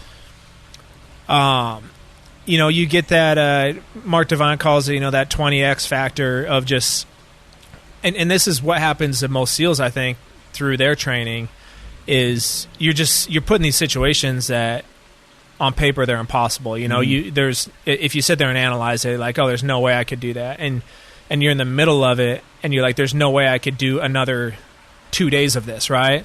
So if you're thinking that way, if you're like 6 hours in, you're like, this is 52 hours. I'm only 6 hours in. I'm about to die. There's no way. If you just stick it out, there's a lot that goes into that. But if you just stick it out, you realize I was that scared at 6 hours, and I did all this other shit. Like, I can do way more than I ever thought. So it's like anything in life when you face adversity. This is just extreme adversity in a controlled environment. Yeah. And it's over and over and over. That's the whole point of Kokoro. Mark Devine creates adversity over and over and over and over. Right. But he does it in a way that allows most of those people to be successful. Even if you fail, you might bounce back on the next one. It's right. Not, they're not trying to weed you out like they actually do in selection in the military, where they do try and weed people out because they want to know who really wants to be there. And that's what it comes down to. The guys who get through actual buds, ask any of them. It's not the ones who are the most athletic or the most prepared physically, per se. It's the ones who refuse to quit. Right. It's the Dave Castros of the world. Have you ever who are just so fucking stubborn. Have you ever heard Zach? Zach was. It was funny. We were getting on it when we were talking about the broken eardrum and all that stuff when we were running today. When you talked about drowning, and he goes, "Well, it's not drowning. You just black out." Yeah, he's like black out underwater. He goes, "Drowning's death." Well, I asked him one time. I said, "Zach, there's all these guys that become Navy SEALs, and there's something about them that makes them be able to make it. What was it about you?" And he goes, I guess, I just, they had to do the, I think it's 50 meters underwater without taking a breath. Mm-hmm. I could be completely wrong on this. I don't know if they tied No, that's one. Yeah, that's one of them. Whatever it is, he said, they said to you either make it or you pass out trying. Mm-hmm. There's no quitting. If you quit, and so, everybody either makes it or they quit. And Zach's like, I didn't make it or quit. I would just pass out. And they're like, wow, this guy's fucking crazy. He'll push himself till he... Yeah. Did you hear him today when he said, oh, yeah, just go to sleep? Yeah. Just submit. Zach was telling me when talking about relaxing in a situation that is nerve-wracking, whether it be jumping out of an airplane or getting held down in a big wave, I've been learning to use distraction and think about other things, like have an activity that I think about when I'm being held down. And I'm underwater and holding my breath for a long time. And he goes, no, I just go to sleep. It's like, that's how I relax. It's like, I'm going to jump out of an airplane. I'm nervous. Just go to sleep. I'm going to be underwater. I was like, what the fuck is wrong with you? I can tell if he was talking about before or during. If you jump out of an airplane, you're feeling a little anxious, just fall asleep. I think he meant before, to get to relaxed state. That's funny because I do the same thing. I used to do that at football games. I used to sit in my locker, on the road, or before the games, you're in a different locker room, but they kind of put your jersey up and everything. Yeah. And I used to just sit there and lean back, and I'd usually take a 5-10 minute nap. Yeah, because there's a lot of that. You get to the stadium 3 hours early, and I always hate that. You don't want to be rushed.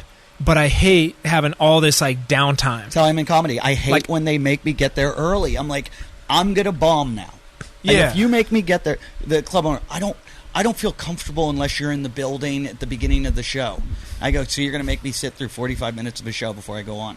I need you here. And I go, I'm going to do a better show if I'm not there. If I show up 5 minutes before, I'll do a better show. Yeah. And they're like, no. And I go, okay, fine. You want a shitty show? Make me sit around and watch comedy all night because I'll suck. and I fight with them about it. And I get it. I get the I want just enough time to put on my uniform, lace up my cleats, tape my wrists, like meet with your position group or whatever, go after any like last second adjustments, and then go out on the field. That's what I want enough time for. I don't want to have 30 minutes to just sit there and think about everything that's at stake or what happens if we win or lose. Like, no, I don't want any of that. But I just want to think about what my job is. Let's think about football and CrossFit. So CrossFit is one of those sports where if you go out too hard, you're going to bonk. So you have all that adrenaline. They go 3, 2, 1, go, and you're like but you have to go into it calmly and go. I got to keep to my pace. It's very similar. Where football though, doesn't it help to have that energy at the beginning of a game when you come out the kickoff and but it goes away. I mean, you run on the field and you get all hyped up, and then it's just a big adrenaline pump.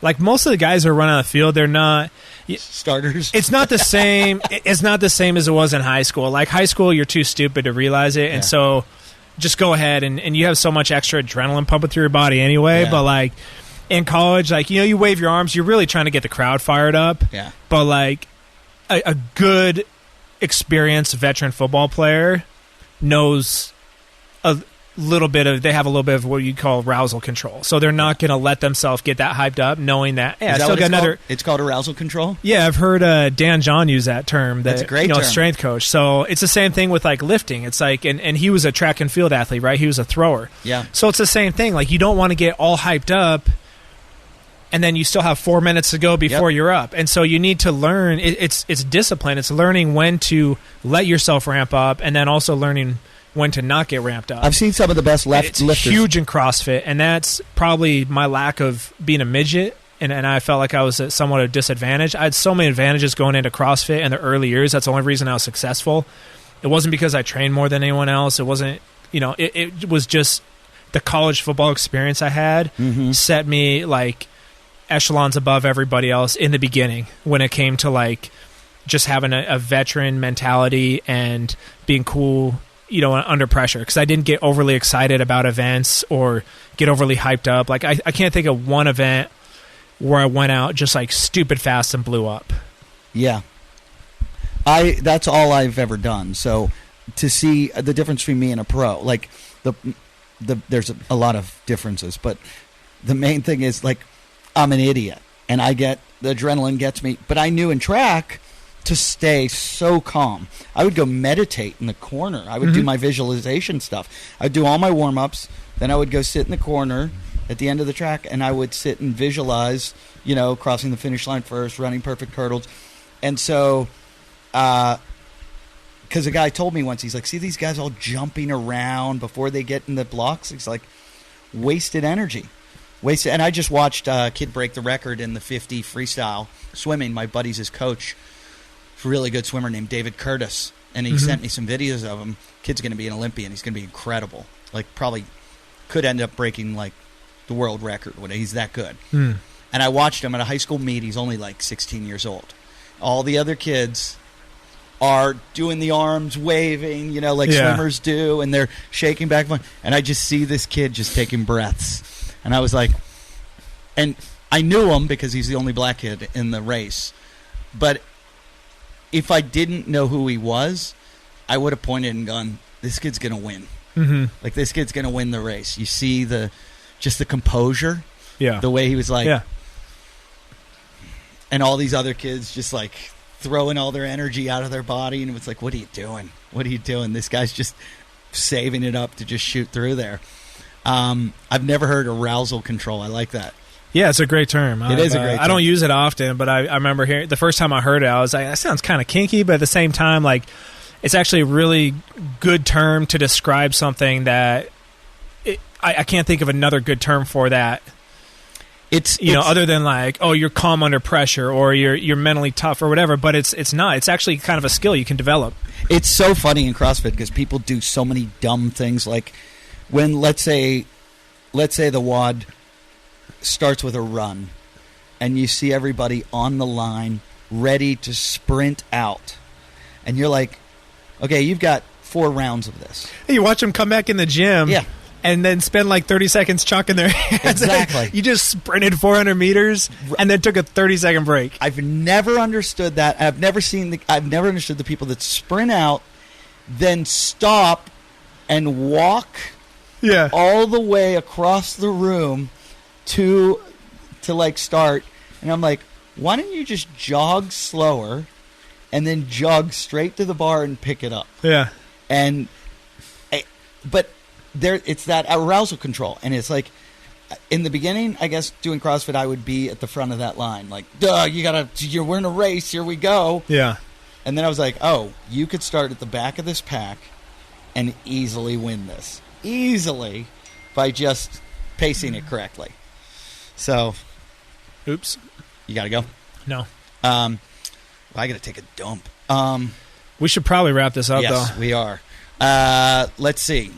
We're going to do one more podcast before the run. We're like a week and a half away. So we will be, this will air today or tomorrow.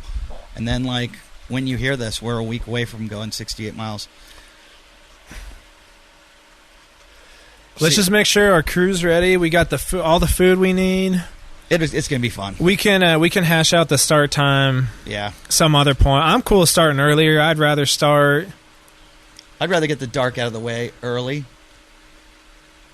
Yeah, I don't know. Do you want to be your last 5 hours in the dark? No, but if it's going to be darker than one way or the other, I'd rather I don't want to get such a slow start because it's dark. Because at the start, it's like when you're freshest, so. Well, I don't want to waste those first 3 hours like going at a snail's pace because it's dark. When at the end of the race, we're going to be going at a snail's pace no matter what. That's a good point. That's the only thing I'm worried about is wasting some of those crucial, like fresh, the fresh legs. I don't want to waste those. Here's all we got to pray for. Okay. 70 degrees. We do not want it going over 70. Like right around 70. No, it's not going to be. It doesn't get above that, does it? Every once in a while it shoots up. We could get like an 85, 90 degree day. If we get that, no. If we get that, we're fucked. Because the daytime will be out on this fire road that is in the scorching heat. Just don't be a pussy. Yeah. True. And we'll just have to carry water, bring a couple extra jugs of water. If it gets too hot, we'll have to run with a gallon of water. I do 2 liters in my bag. I'm fine. This is all stuff no one wants to listen to. Hey, you guys, thanks for listening to the show. It's been a little different lately as we gear up for this run. Tommy, thanks for being a guest. Thanks for doing the run. I love a guy that just goes, there were a lot of guys out there that said they'd do it and then couldn't. Many for injuries or many for Mickey D had to go to Thailand or India or something. But all you pussies that said you'd do it and then you backed out, you're pussies. But Tommy, from day one, you're like, I'll do it. He did it. He committed. He's a real man. Zach, all I did was text Zach and go, hey, you want to run 68 miles? He goes, I'll do 6 or 8. And I go, no, we're doing 68 miles for charity. He goes, okay, I'm in. So I think he's still in. I think we got him. He was convinced when I met with him last week. He was convinced that you had said all you'll do is like 4 to 5 miles or 4 to 5 hours or something. Like I think he thought you had said 4 to 5 miles and then you get a break. So he thought this thing was going to be like a relay. Yeah, he kept asking me that, and that's why I asked him to run last week. Because I'm like, hey man, you thought that was going to be relay? Like we should probably go run on some trails and just kind of maybe see how you feel after 30 minutes before you jump in. He kept saying to me, like, is this a race? Are we going to... I'm like, we're going to finish. And he's like, 68 miles. And I was like, yeah. He's like, oh, okay. and I think he just out of his ego. I keep posting stuff of him on social media. So send him messages. Be like, Zach, you're doing it right? Because as soon as I post him, he's like, you fucking asshole. Well, thanks for doing the show. Tommy, if they want to find you. At Tommy Hacksaw on Instagram and Twitter, I think. And you know where you can find the show, wadcastpodcast.com. You want to send us any kind of messages, email us at wadcastpodcast@yahoo.com. And our Instagram's at wadcastpodcast. Thanks for listening. Thanks for participating. Thanks for donating. Make sure you give to that charity, too. That is the National Fallen Firefighters Foundation. That can be found at eddieft.com, where all my tour dates are, too, if you want to come out and see me live. Where are you at tonight? Comedy Cellar? Oh, yes. I'm at the Comedy Cellar in Las Vegas all this week through Sunday. So come see me there. And then next week I'm off. I got to do a show 2 nights after. Oh, that'll be good. At the Comedy Store in L.A. on Sunset Boulevard. Just don't drown before when you do your surfing. That's a whole other story we'll get into. But, so thanks a lot. Thanks for listening. Goodbye, everyone.